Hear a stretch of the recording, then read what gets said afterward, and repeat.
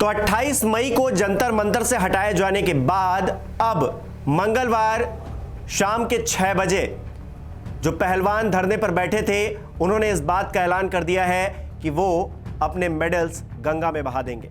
जी हां, ये बड़ी खबर तो है ही, साथ ही साथ इसको लेकर राजनीति भी हो रही है। क्या कुछ चल रहा है आपको बताते हैं इस रिपोर्ट में।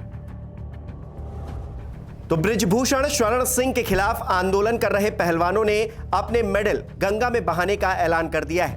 रेसलर विनेश फोगाट ने इस बारे में सोशल मीडिया पर भावुक पोस्ट लिखा है। उन्होंने आज शाम यानी कि मंगलवार शाम 6 बजे अपने मेडल हरिद्वार में गंगा में प्रवाहित कर देने का ऐलान कर दिया है। विनेश फोगाट ने ऐलान 28 मई को पहलवानों के खिलाफ दिल्ली पुलिस के एक्शन के 2 दिन बाद किया है। उन्होंने ये भी कहा कि आंदोलन के दौरान प्रधानमंत्री ने एक बार भी पहलवानों की सुध नहीं ली।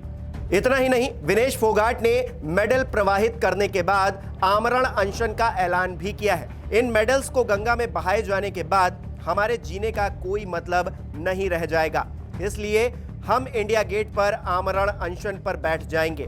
फोगाट ने कहा कि इंडिया गेट हमारे उन शहीदों की जगह है जिन्होंने देश के लिए अपनी देह त्याग दी। हम उनके जितने पवित्र तो नहीं हैं, लेकिन अंतर्राष्ट्रीय स्तर पर खेलते वक्त हमारी भावना भी उन सैनिकों जैसी ही थी।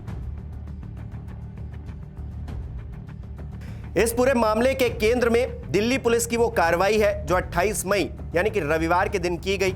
जंतर मंतर से पहलवानों के धरने की जगह को खाली करवा दिया गया। पहलवानों और पुलिस के बीच में जमकर हाथापाई भी हुई और इस कार्रवाई पर सवाल उठाते हुए विनेश फोगाट ने पत्र में लिखा है, पुलिस ने हमें कितनी बर्बरता से गिरफ्तार किया।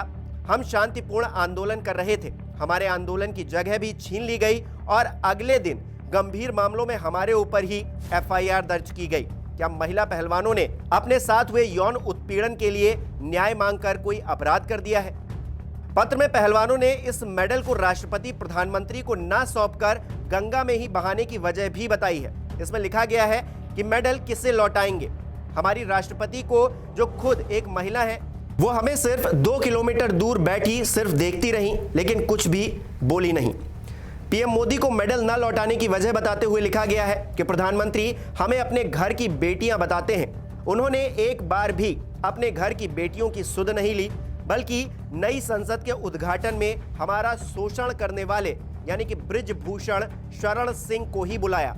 वो तेज सफेदी वाले चमकदार कपड़ों में फोटो खिंचवा रहा था। उसकी सफेदी हमें चुभ रही थी, मानो कह रही हो मैं ही तंत्र हूं। इसके अलावा यह भी कहा गया है पत्र में कि इन मेडल्स को हम गंगा में बहाने जा रहे हैं क्योंकि वो गंगा मां है। जितना पवित्र हम गंगा को मानते हैं, उतनी ही पवित्रता से हमने मेहनत कर इन मेडलों को हासिल किया था। ये मेडल सारे देश के लिए पवित्र हैं और पवित्र मेडल को रखने की सही जगह मां गंगा ही हो सकती है। पत्र के आखिर में पहलवानों ने लोगों से अपील की है और लिखा है कि अपवित्र तंत्र अपना काम कर रहा है और हम अपना काम कर रहे हैं। अब लोग को सोचना होगा कि वो अपनी इन बेटियों के साथ हैं या इन बेटियों का उत्पीड़न करने वाले तेज सफेदी वाले तंत्र के साथ में खड़े हुए हैं।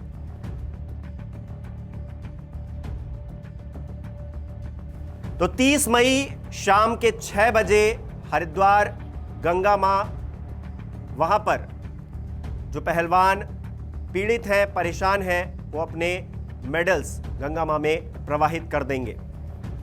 हालांकि इसे लेकर तरह तरह के रिएक्शंस सोशल मीडिया पर आ रहे हैं, लेकिन ये सोचने वाली बात है कि जो राष्ट्रीय और अंतर्राष्ट्रीय छवि बनाने वाले जो हमारे खिलाड़ी हैं, वो आखिर ऐसा क्यों कर रहे हैं और क्या ये एक नाकामी नहीं है?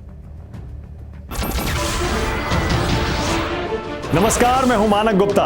अगर आपको हमारा ये वीडियो पसंद आया हो तो इसे लाइक और शेयर जरूर करें और हां, हमें सब्सक्राइब और फॉलो करना ना भूलें ताकि आप देश और दुनिया की कोई खबर मिस ना करें।